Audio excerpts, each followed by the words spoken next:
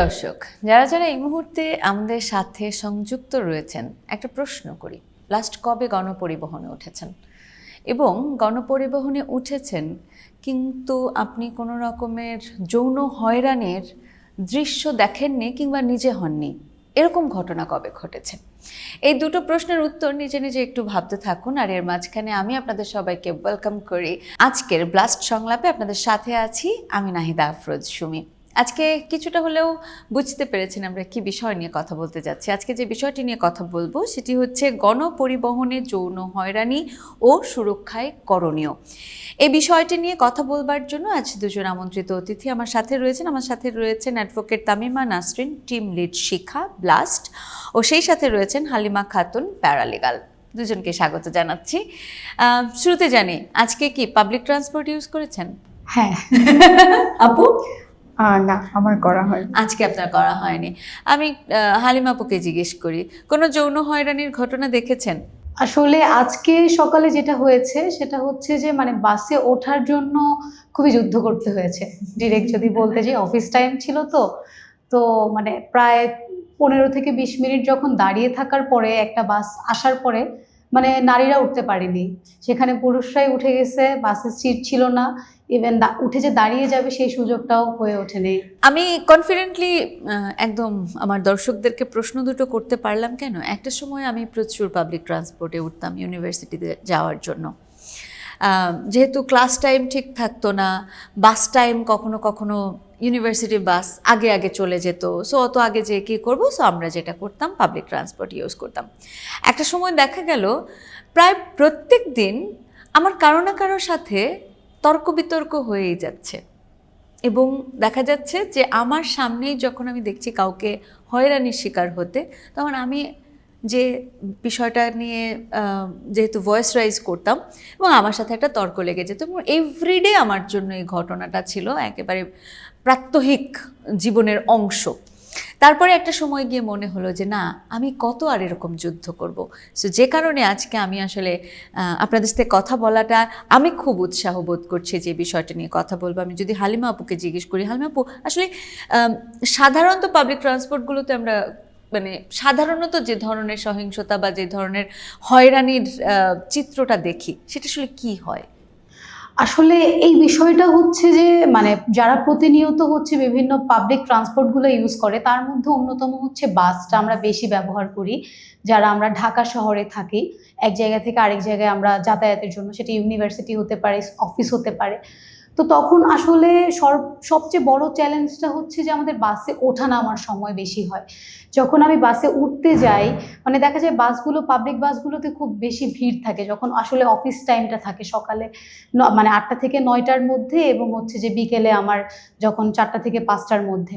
তখন বাসে উঠে গেলেও আমাদের যে সমস্যাটা হয়, সিট যেহেতু থাকে না, আর মহিলাদের জন্য কিছু অল্প সংখ্যক সিট বরাদ্দ থাকে, সেই সিটগুলোতেও অনেক ক্ষেত্রে পুরুষরা বসে থাকে। হ্যাঁ, এবং যখন তাদেরকে সেখান থেকে উঠতে বলা হয়, তখন তারা বলে কি, তাহলে বাকি সিটগুলোতে নারীরা যে বসেছে তাদেরকে উঠিয়ে দেন।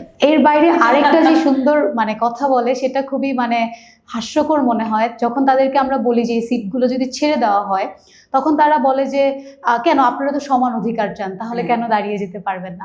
এই প্রশ্নটা প্রতিনিয়ত শুনতে হয়। আর যখন আমরা বাসে দাঁড়িয়ে থাকি, তখন দেখা যায় ওই যে ভিড়ের মধ্যে ইচ্ছাকৃত গায়ের মধ্যে এসে পড়ে যায়। আমার একটা খুব এক্সপেরিয়েন্স হয়েছে, যখন আমি গত বছর অফিস শেষ করে যাচ্ছিলাম, আমি কাকরাইল মোড় থেকে যখন বাসে উঠবো, বাসটা ভরাই ছিল, আমি বাসটায় উঠলাম, উঠতে গিয়ে আমাকে বাসের যে কন্ট্রাক্টর ছিল উনি আমাকে ধাক্কা দিয়ে ফেলে দেয়। আমি বাস থেকে একদম ইনস্ট্যান্ট চলন্ত, বাসটা সিগনালে দাঁড়িয়ে আছে, আমি বাসটায় উঠতে যাই, উনি আমাকে ধাক্কা দিয়ে ফেলে দেয়। এরপরে বাসটা হচ্ছে ইউটার্ন নিয়ে চলে যায়। তখন এটা নিয়ে ফেলে দেওয়ার কারণ কি ছিল? বাসে সে উঠতে দিবে না আমাকে নারী বলে। আচ্ছা। কারণ আমি যদি উঠি, তার বাসে হচ্ছে সে পুরুষ সংখ্যা কম নিতে পারবে তার ভাষ্য মতে। তো তারপরে আমি ওই জেদ করে ওই বাসটাতেই আমি উঠি, যে আমি ওই বাসটাতেই যাব। এরপর একটা ভাইয়া, সে হচ্ছে যখন এটা নিয়ে আমি যখন এটা নিয়ে খুব তর্ক বিতর্ক করি, তখন আমার সাথে আরেকজন পুরুষ, সেও এটা নিয়ে প্রতিবাদ করতে যায়। তখন আসলে আশপাশ থেকে অনেক মানে পুরুষরা মহিলারা বলতেছিল যে মানে এত কথা বলার কি আছে, আপনি তো বাসে উঠতে পারছেন, এবার চুপ থেকে যান। কিন্তু আমার কথা হচ্ছে প্রতিবাদ করা যাবে না, যাবে তখন না। হচ্ছে এত কথা বলার কি আছে, এই প্রশ্নের সম্মুখীন হতে হয়। একটা হচ্ছে যে যখন আপনাকে তো মানে আপনি যেটা বলছিলেন খুবই গুরুত্বপূর্ণ একটা কথা বলেছেন, যে খুব ভিড়ের সময়টাতে দেখা যায় যে বাসে নারীদেরকে তো উঠানো হয় না, কারণ একটা নারী যখন মানে যতটা স্পেস রেখে তার জন্য দাঁড়াতে হবে, একজন পুরুষ থাকলে হয়তো অতটা স্পেস রেখে দাঁড়াতে হয় না। সো যাতে করে বেশি মানুষ তুলতে পারে, যে কারণে নারীদেরকে উঠতে দেয় না। আরেকটা ব্যাপার থাকে যখন বাসে উঠাতে যায়, কন্ট্রাক্টরের কথা বলছিলেন, সো যিনি হেল্পার থাকেন তিনি যখন বাসে একটা মেয়েকে উঠাতে যান, সুন্দর করে পিঠে হাত দিয়ে সে মনে হয় যে আরকোলা করে তুললেই পারে, এরকম একটা অবস্থা তৈরি করেন। এই চিত্র দেখতে দেখতে আমরা মনে হয় মেয়েরা এখন অনেকটাই সহনীয়ও হয়ে গেছে, যে এটাই বুঝি বাস্তবতা, এটাই বুঝি এরকম হওয়ার কথা ছিল, আসলে ঘটনাটা এরকম হওয়ার কথা ছিল না। আমরা রিসেন্টলি একটা জিনিস দেখলাম যে ট্রেনে একটা মেয়ে নির্যাতনের শিকার হয়েছে এক পুরুষের দ্বারা। তো এরকম নানা ঘটনাই থাকে, কিন্তু আপনি কি মনে করেন হালিমা আপু, এই ব্যাপারগুলো নিয়ে যত রিপোর্ট হওয়ার কথা, যতটা অ্যাড্রেস মানুষের করার কথা, ততটা অ্যাড্রেস কেন করে না? আসলে প্রথম কথাটা হচ্ছে নিরাপত্তাহীনতা এবং সামাজিকতার জন্য অনেকে করে না। কারণ যখন একটা নারী তার ভয়েসটা তুলবে, সে যখন প্রতিবাদটা করবে, তখন আমাদের যে সমাজটা তাকে মানে কি মানে এই ভুক্তভোগীটাকেই হচ্ছে আমরা বারবার ব্লেম দেই, যে হচ্ছে মানে ঘটনাটা শিকার, সে যখন বলবে আমরা তাকেই দোষারোপ করি। কিন্তু আমরা আসল ঘটনাটা জেনে মানে তার হয়ে কথা বলি না, এটা আমাদের প্রায় হয়। কারণ যখনই বাসের মধ্যে আমরা প্রতিবাদগুলো করি, অ্যাট ফার্স্ট বাসের কন্ট্রাক্টর এবং ড্রাইভার থেকে এরকম একটা আসে, এতই যেহেতু সমস্যা থাকে, যান না নিজের গাড়ি, হ্যাঁ নিজের গাড়ি ইউজ করেন, সিএনজিতে যান, কেন বাসে উঠছেন, বাসে উঠলে এরকম হবে। মানে এরকম কেন যে হবে সেটা আসলে তারাই ভালো বলতে পারবে। মানে আমরা আসলে নিরাপদ বোধ করি না। প্লাস হচ্ছে যে যখন আমরা একটা প্রতিবাদ করি যে এটা কেন হইলো বা এটা মানে কেন করছেন, তখন আশপাশ থেকে কয়েকজন বলে এই তুমি থেমে যাও না, এক মেয়ে হয়ে এত কথা কেন বলতেছো, এই কথাটা প্রায় শুনতে হয়। মানে আমার হচ্ছে বাসের মধ্যে 30 দিনের মধ্যে আমার 20 দিনই ঝগড়া হয় বাসের কন্ট্রাক্টরদের সাথে এবং বিভিন্ন মানুষদের সাথে।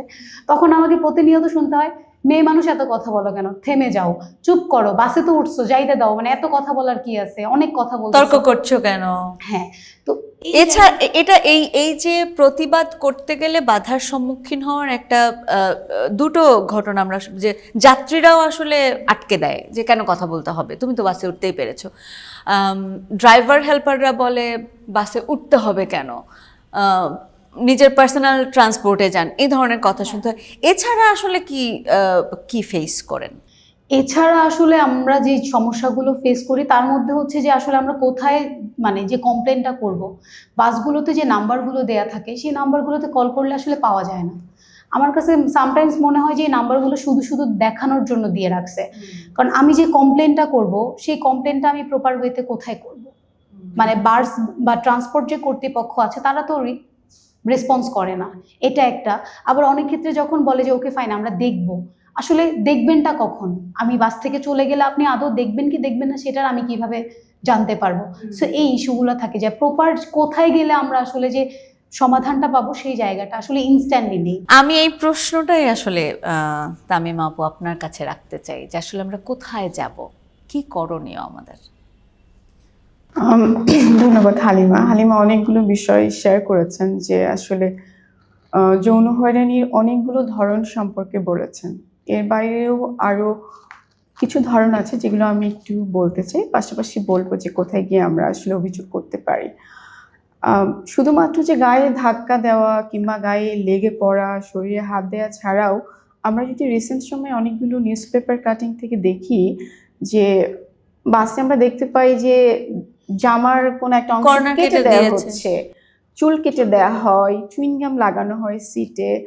এছাড়াও কিন্তু শুধুমাত্র আমরা মনে করি যে শারীরিকভাবে স্পর্শ করলেই সেটা যৌন হয়রানি হবে এমন না, ভার্বালি অনেক রকমের কথা শুনতে হয়, একটা কটু কথা বলছে বা বাজে অঙ্গভঙ্গি দেখাচ্ছে, যেটা কিনা একটা মেয়ে সেন্স করতে পারে যে এটা খুব স্বাভাবিক কিছু হচ্ছে না তার সাথে, কিন্তু এই বিষয়গুলো তারা ইনস্ট্যান্ট বুঝতে পারে না কোথায় গিয়ে অ্যাড্রেস করবে। আসলে এই বিষয়ে কিন্তু কিছু কিছু সুনির্দিষ্ট আইন রয়েছে, কিছু সার্ভিসও রয়েছে আমাদের দেশে, কিন্তু সেগুলো সঠিক প্রচার না থাকার কারণে আমরা ভুক্তভোগী যারা হয়ে থাকি আমরা আসলে সঠিক জায়গায় রিপোর্ট করতে পারি না। আমি যদি প্রথমেই বলি যে কোথায় আসলে আমরা রিপোর্ট করব বা কিভাবে করব, যেহেতু যৌন হয়রানি গণপরিবহনে যৌন হয়রানির বিষয়টা খুবই ক্রিটিক্যাল একটি যৌন হয়রানি, কারণ অন্যান্য প্লেসের থেকে এটা খুব সংবেদনশীল, যেমন শিক্ষা প্রতিষ্ঠানে হয়ে থাকে, কর্মস্থলে হয়, কিন্তু গণপরিবহন যেহেতু নির্দিষ্ট একটি গণ্ডির মধ্যে হচ্ছে এবং অনেকগুলো মানুষ সেখানে আছে, সেখানে কিন্তু একজন ভুক্তভোগীর পক্ষে কথা বলাটা বা সে নিজে গিয়ে কথা বলবে এই সাহসটুকু তৈরি হয় না। আপনি যেটা বললেন যে একটা ফেয়ার কালচার কাজ করে, যে আমি বলবো আমাকেই ভিক্টিমাইজ করা হবে, এই জন্য বুঝতে পেরেও আমরা কিন্তু বলি না। তো সেই জায়গা থেকে মেয়েরা খুব অস্বস্তি বোধ করে, কিন্তু তারপরে মানে হয়তো ঘুরে যে বলবে যে আপনার হাতটা সরান, সেইটুকু বলার মতো শক্তি তারা মানে জোগাতে পারে না। এবং সে বুঝতে পারছে যে সে নির্যাতনের শিকার হচ্ছে, কিন্তু সে ভয়ে যে আমি যে এটা প্রকাশ করব বাকিরা আমাকে কিভাবে নেবে, বা আদৌ আমি এটার সাথে ফাইট করে এখানে টিকতে পারবো কিনা, এই সাহসটুকু তার আসে না ওই সময়টা। এবং সে চিন্তা করে যে আমি এখান থেকে সুস্থ হয়ে ফিরে যেতে পারবো কিনা, সেটার একটি ভয় থাকে। আমি যদি বলি রিপোর্টিংয়ের জায়গা থেকে স্পেসিফিকলি আসলে সুনির্দিষ্ট করে গণপরিবহনে নির্যাতনের শিকার হলে আলাদা করে কোনো সেল নেই, বাট অন্যান্য যে সার্ভিসগুলো আছে সেগুলোতে আমরা সহযোগিতা চাইতে পারি। যেরকম যেহেতু ইনস্ট্যান্ট একটি চলন্ত গাড়িতে যদি এরকম হয়ে থাকে, তখন আমরা ইনস্ট্যান্ট কি করব, অনেক সময় আমরা দেখি যে আমাদের মোবাইলটাও চিজ করা হতে পারে, নিয়ে নেওয়া হতে পারে, বা সেক্ষেত্রে আমরা ইনস্ট্যান্ট সরকারি একটি জরুরি নম্বর আছে 999 জাতীয় জরুরি সেবা নম্বর, সেই নম্বরেও কিন্তু ফোন দিয়ে আমরা সাহায্য চাইতে পারি অথবা রিপোর্ট করতে পারি যে এই রুটটাতে বা এই পরিবহনে আমার সাথে এ ধরনের একটি অপ্রীতিকর ঘটনা ঘটেছে। এছাড়াও সরকারি আরেকটি জরুরি নম্বর আছে যেটা 109 আমরা বলছি, এটা জাতীয় মহিলা শিশু বিষয়ক অধিদপ্তর বা ministry of women affairs under এই নাম্বারটা পরিচালিত হয়, এখানেও ফোন করে রিপোর্ট করা যায়। এছাড়াও আমি যখন দেখছি যে এরকম কোনো পরিস্থিতির শিকার হচ্ছি, চাইলে নেমে গিয়ে আশেপাশে যদি কোনো ভ্রাম্যমাণ আদালত থাকে বা ইনস্ট্যান্ট কোনো ট্রাফিক পুলিশ বক্স থাকে বা কোনো দায়িত্ব কর্মরত পুলিশ অফিসার থাকে, তার কাছেও আমরা রিপোর্ট করতে পারব। কিন্তু তামিমা আপু, ততক্ষণে বাসটা চলে গেল না? এবং ততক্ষণে আসলে আমি কি ওই লোকটা সম্পর্কে সঠিক তথ্য কিছু পেলাম? আমি আসলে ওই মানুষটা সম্পর্কে জানবো কি করে? এই যে তাৎক্ষণিক যেই ঘটনাগুলো ঘটে, সেক্ষেত্রে আসলে আমাদের কি করা উচিত এবং কি করা উচিত না? খুব সুন্দর একটি প্রশ্ন আপনি বলেছেন। আমি এজন্য শুরুতেই বলেছিলাম যে গণপরিবহনে যৌন হয়রানি অন্য জায়গার থেকে খুবই ক্রিটিক্যাল একটি যৌন হয়রানি, কারণ ইনস্ট্যান্ট আমরা অনেক সাপোর্ট সিক করতে পারি না, যেহেতু একটি চলন্ত গাড়িতে হচ্ছে বা অন্য কোনো আমি মাধ্যমে ব্যক্তিটাকে হচ্ছে। চিনি না পর্যন্ত, আগে কখনো দেখিনি পর্যন্ত, ওই বাসের নাম্বার প্লেটটা আমার ওই মুহূর্তে জানা নাই যে আমি কোন বাসে করে যাচ্ছি, কারণ এত ভিড়ভাট্টার মধ্যে আমাদেরকে উঠতে হয়, কেউ যে আসলে নাম্বার প্লেট দেখতে যায় না। হয়তো আমি সর্বোচ্চ আমার বাসের নামটা বলতে পারি, কিন্তু ওই নামের তো বাস অসংখ্য। সো আমি আসলে করবোটা কি ওই সময়? তাৎক্ষণিক আমরা যে কাজগুলো করতে পারি, যেটা আমরা আসলে সাজেশন দিয়ে থাকি ভুক্তভোগীদের বা সচেতনতামূলক জায়গা থেকে বলতে পারি, তাৎক্ষণিক এরকম পরিস্থিতি উদ্ভব হলে তখন আমরা যেটা করব, আসলে মাথাটা আমাদের শান্ত রাখতে হবে। নিজেকে শান্ত রেখে আমরা যেটা করতে পারি, উচ্চস্বরে কথা বলে তাকে থামানোর চেষ্টা করব, বা যে জিনিসটা আমার সাথে হচ্ছে সেটা বন্ধ করার জন্য বলবো। এছাড়াও আমার পাশের সহযাত্রী কিংবা অন্য কোনো মহিলা যাত্রী কিংবা পুরুষ যাত্রীর কাছেও আমরা সহযোগিতা চাইতে পারি যে এই পরিস্থিতিটা আমার সাথে হচ্ছে। এছাড়াও আমরা যেটা করতে পারি, আসলে এটা খুব ক্রিটিক্যাল, যেহেতু অনেক সময় আমরা দেখি যে শুধুমাত্র যাত্রীর মাধ্যমেই যে এই ধরনের অপরাধ হচ্ছে তা কিন্তু নয়, ওই বাসে কর্মরত যারা আছেন, বাস ড্রাইভার কিংবা কন্ট্রাক্টর, তাদের মাধ্যমেও কিন্তু এই হয়রানিটার শিকার আমরা হয়ে থাকি। তো সেই জায়গা থেকে ইনস্ট্যান্টলি যে ড্রাইভার বা কন্ট্রাক্টরকে বললেও আমার সহযোগিতা মিলবে, বিষয়টা ওরকম না। রাইট। তো সেক্ষেত্রে আমরা প্রাথমিক অবস্থায় তাদের কাছ থেকে এটুকু সংবেদনশীলতা আশা করাটা অপরাধ। অপরাধ, জি, এটা নিশ্চয়তা নাই যে আপনি ওখানে সহযোগিতা পাবেন কিনা।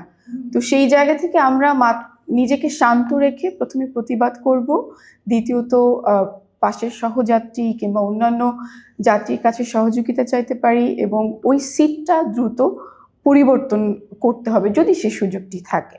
এছাড়াও যেটা বললাম, জরুরি নম্বর রয়েছে, সেখানে ফোন করা। আপনি যেটা বললেন, এক্ষেত্রেও কিছু প্রতিবন্ধকতা রয়েছে, কারণ বাসের ওই সময় আমরা হয়তো নামটাই মনে রাখতে পারি, নাম্বার প্লেট বা ড্রাইভারের নাম কি, কিংবা যাত্রী অপরিচিত থাকে। তো সেই জায়গা থেকে এটা সত্যি একটু জটিল প্রক্রিয়া, কিন্তু তারপরেও আমি বলবো যে সাহসের পরিচয় দিতে হবে, পাশাপাশি কথা বলতে হবে। কিন্তু আপনি কথাই বলবেন না, নীরব থাকবেন, এই নীরবতা অপরাধীকে কিন্তু এক ধরনের সাহস জুগিয়ে দিচ্ছে যে এটা করা যায় এবং এটা করতে হবে, সে চলমান রাখে। তো সেই জায়গা থেকে আপনি ইনস্ট্যান্ট বলে, ড্রাইভারকে বলে বাস থেকে নেমে যেতে পারেন, এবং বাসের নম্বরের একটা ছবি রাখা, বা বাসের ভিতরে যখন ঘটনাটি ঘটছে আমরা চেষ্টা করব, আমাদের সবার হাতে কিন্তু মোবাইল আছে, বিষয়টি ভিডিও ধারণ করে রাখা, চালক কিংবা যাত্রীর একটি ছবি তুলে রাখা, এই তথ্যপত্রগুলো আমাদেরকে সংগ্রহ করে রাখতে হবে। পরবর্তী সময় যে কোনো আইনি প্রক্রিয়াতে এগুলো সহায়ক ভূমিকা পালন। এখানে আমি আরেকটু অ্যাড করতে চাই যে আসলে এই ধরনের প্রতিবাদগুলো বা এই যে ছবি তুলে রাখা এবং পরবর্তী আইনি সহায়তার মাধ্যমে ওই ব্যক্তিকে শাস্তি দেওয়া, এই প্রসিডিওরটা আসলে আমাদের এই যে ধরনের হয়রানির শিকার আমরা হচ্ছি সেটা বন্ধের লক্ষ্যে কতটা কার্যকরী ভূমিকা রাখতে পারে বলে আপনি মনে করেন? প্রসিডিউরটা বেশ জটিল, কিন্তু অসম্ভব নয়। কারণ আমি যদি পরিসংখ্যানের দিকে তাকাই, আমরা দেখতে পাই যে নারীদের মধ্যে 83 থেকে 94% নারী গণপরিবহনে জড়ো হয়রানির শিকার হয়, এবং এর মধ্যে 81% নারী আসলে চুপ থাকে, কিছুই বলে না তারা, এবং 79% নারীরা নীরবে স্থান ত্যাগ করে চলে যায়। তারা ভাবে, যেটা আমরা আলোচনা করছিলাম, যে ভিকটিম ব্লেমিং এর শিকার হতে পারি, বা আসলে বলে কি হবে, এ তো চলতেই থাকবে, এটা নিত্য নৈমিত্তিক ঘটনা। এবং আপনি যেটা শুরুতেই বলছিলেন, এটা হয়তো আমাদের অভ্যাসে দাঁড়িয়ে গেছে, সয়ে যাবার একটি কালচার তৈরি হয়ে গেছে। কারণ যেহেতু আইনি প্রক্রিয়াটাও একটু জটিল, এটা এমন একটি জায়গায় হচ্ছে, সাহায্য পাওয়ার প্রক্রিয়াটাও জটিল। তো সেই জায়গা থেকে বেশিরভাগ নারীরা আসলে কথা বলতে চায় না। কিন্তু আমি এই জায়গা থেকে একটি আশার আলোর কথা বলতে চাই, যে আমাদের দেশে কিন্তু নির্দিষ্ট কিছু আইন আছে, যে আইনের মাধ্যমে একজন ভুক্তভোগী সহযোগিতাগুলো পেতে পারেন। এছাড়া অনেক অন্যান্য প্রতিষ্ঠান তারা কাজ করছে গণপরিবহনে যৌন হয়রানি প্রতিরোধে। অনেকেই ভাবছে পরিবহনগুলোতে সিসি ক্যামেরা বসানো যায় কিনা, কিংবা সেন্ট্রাল একটা সিস্টেমের সাথে গণপরিবহনগুলোকে যদি সংঘবদ্ধ করা যায়, যাতে দ্রুত অপরাধী শনাক্তকরণ, তথ্যপত্র সংগ্রহ, এই বিষয়ে আসলে বেসরকারিভাবে কাজ চলছে। বাট আমার মনে হয় সরকারিভাবেও যদি বিভিন্ন উদ্যোগ নেওয়া হয়, তাহলে এটা বন্ধ করা সম্ভব হবে। নিঃসন্দেহে, এবং আমার মনে হয় যে এই উদ্যোগগুলো নেওয়াটা খুব জরুরি।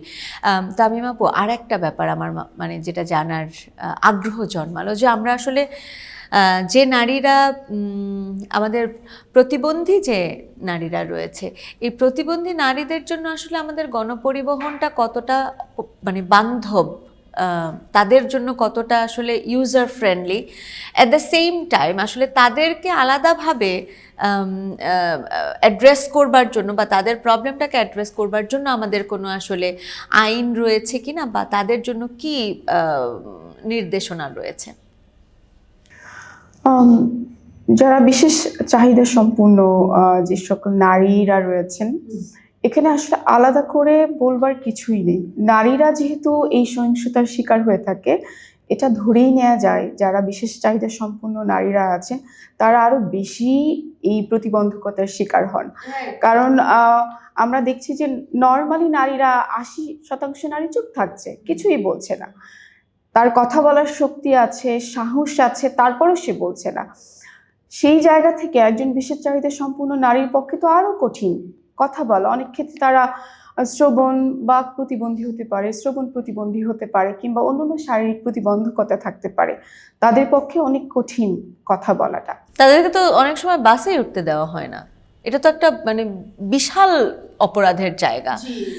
এবং আমাদের যেই সিস্টেম, তাতে করে যদি চলাচলে সমস্যা রয়েছে বা চলাচলে বাধাগ্রস্ত এরকম কোনো স্পেশাল পিপল যদি কেউ থেকে থাকেন, সো তাদেরকে তো উঠতেই দিবে না। হুইল চেয়ার সহ তো তাদের ওঠার যেই সিস্টেমটা, সেই সিস্টেমটাও নেই। এখানে কি আসলে গণপরিবহনের যারা রয়েছেন, যারা এই সেক্টরটাকে দেখভাল করেন, তাদের কিছু করণীয় রয়েছে? নিশ্চয়ই করণীয় রয়েছে, কারণ আপনি যেহেতু বললেন ওই ইনক্লুসিভ গণপরিবহন সিস্টেমটাই আমরা আসলে তৈরি করতে পারিনি। এটা শুধুমাত্র গণপরিবহন না, আমি বলবো যে কর্মস্থল, শিক্ষা প্রতিষ্ঠানগুলোতেও এই বিশেষ চাহিদা সম্পূর্ণ মানুষের জন্য আমরা আসলে ইনক্লুসিভ করতে পারিনি। ম্যাক্সিমাম যদি বাসগুলো আমরা দেখি, পাদানিগুলো অনেক উঁচু হয়, সেক্ষেত্রে একজন হুইল চেয়ার নিয়ে যে উঠবে সেই সুযোগটিও নেই। পাশাপাশি যে ক্ষেত্রে একজন এ ধরনের বিশেষ চাহিদা সম্পন্ন ব্যক্তি উঠছেন, আমরা দেখতে পাই যে কন্ট্রাক্টররা তাকে সহযোগিতা করার নাম করে পিঠে বা শরীরে অনেক সংবেদনশীল জায়গায় হাত দিচ্ছে, হাত বুলিয়ে দিচ্ছে, এবং অনেক ক্ষেত্রে বাসে উঠতেই দিচ্ছে না। এবং যে ক্ষেত্রে হয়রানির শিকার হচ্ছে, সেক্ষেত্রে সে হয়তো জানেই না যে এটা হয়রানি, সে বুঝছে, সে অস্বস্তি বোধ করছে, কিন্তু সেটা প্রকাশ করতে পারছে না। কারণ প্রকাশ করতে গেলেও তো কিছু কিছু ক্ষেত্রে তার সক্ষমতার প্রয়োজন রয়েছে, এবং তাদের ক্ষেত্রে সেই সক্ষমতাগুলো নেই। রিপোর্টিংয়ের ক্ষেত্রেও সীমাবদ্ধতা রয়েছে। যেমন হালিমা যেটা বললেন যে বাসের ভিতরে একটি নম্বর দেওয়ার কথা, নম্বর থাকার কথা, অভিযোগের নম্বর। তো আমরা অনেক ক্ষেত্রে দেখি সেই নম্বরগুলো যে আসলে কোথায় রাখা হয় আমরা নিজেই খুঁজে পাই না। আর সেক্ষেত্রে তাদের তো আরো বেশি সহযোগিতা প্রয়োজন। তাদের পক্ষে কিন্তু ওই নাম্বারে ফোন করেও সহযোগিতা নেওয়া বেশ ডিফিকাল্ট একটা কাজ, দুর্বিষহ বিষয়। তো সেই জায়গা থেকে গণপরিবহন যে বিভাগ রয়েছে, মালিকরা রয়েছেন, জি, তাদের কিছু বিশেষ করণীয় আছে। প্রথমত, একটু আগেও বলেছি আমি যে বাসের ভিতরে যদি আমরা সিসি ক্যামেরা স্থাপন করতে পারি, এছাড়াও বিভিন্ন বাস স্টপগুলোতে সিসি ক্যামেরা এবং ভ্রাম্যমাণ আদালতের যে কার্যক্রমগুলো সেগুলো সচল রাখা, পাশাপাশি যাতে করে এই ধরনের বিশেষ চাহিদা সম্পন্ন ব্যক্তিরা, নারীরা বাসে উঠতে পারে, সেই সমোপযোগী করে সিস্টেমটাকে আরো সহজ করা, যেন পাদানিটা আমরা একটু লোয়ার রাখতে পারি। এছাড়াও জরুরি নম্বরগুলো বাসের একদম ভিতরে যাত্রীরা যেখানে বসছে ফন্টে রাখা, অভিযোগের নম্বরটি ফন্টে রাখা, যাতে তারা ইজিলি ছবি তুলে নিতে পারে কিংবা কথা বলে অভিযোগ করতে পারে। এই বিষয়গুলো আরো সহজ করা, তারা এগুলো করতে পারে, এবং সেটা করাটা খুব জরুরি। বাট আমাদের বাংলাদেশে তো আসলে কোনো রকমের কোনো বিষয় সহজে হয় না, এবং আইনি সাপোর্টটা আসলে খুব দরকার এখানে। তো এই বিষয়কে কেন্দ্র করে আসলে বাংলাদেশের আইন বা নীতিমালায় আসলে কোনো কিছু রয়েছে কিনা, মহামান্য হাইকোর্টের কোনো নির্দেশনা এক্ষেত্রে বিদ্যমান রয়েছে কিনা? সরাসরি গণপরিবহনে যৌন হয়রানি প্রতিরোধে কোনো সরাসরি আইন না থাকলেও বাংলাদেশে কিছু বিদ্যমান আইন রয়েছে। যেমন দণ্ডবিধি 1860-এর আন্ডারেও একজন ভুক্তভোগী চাইলে তার বিচার চাইতে পারে। এছাড়াও নারী শিশু নির্যাতন প্রতিরোধ দমন আইন রয়েছে। জি, এছাড়াও আপনি যেটা বললেন, আমাদের মহামান্য হাইকোর্ট থেকে 2009 সালে যৌন হয়রানি প্রতিরোধে একটি গাইডলাইন দেওয়া আছে, এবং সেখানে সুন্দর পরিষ্কার করে বলা আছে কোন বিষয়গুলো যৌন হয়রানি আওতায় পড়বে, এবং এই যৌন হয়রানি প্রতিরোধে আসলে প্রতিষ্ঠানগুলোর প্রাতিষ্ঠানিকভাবে কি কি করণীয় রয়েছে, নির্দিষ্ট একটি কমিটি গঠন করার কথা বলা হয়েছে। এগুলো যদি সত্যিকার অর্থে আমরা এক্সিকিউট করতে পারি তাহলে হয়রানিটা বন্ধ সম্ভব, কিন্তু আসলে বাস্তবতাটা আরো কঠিন।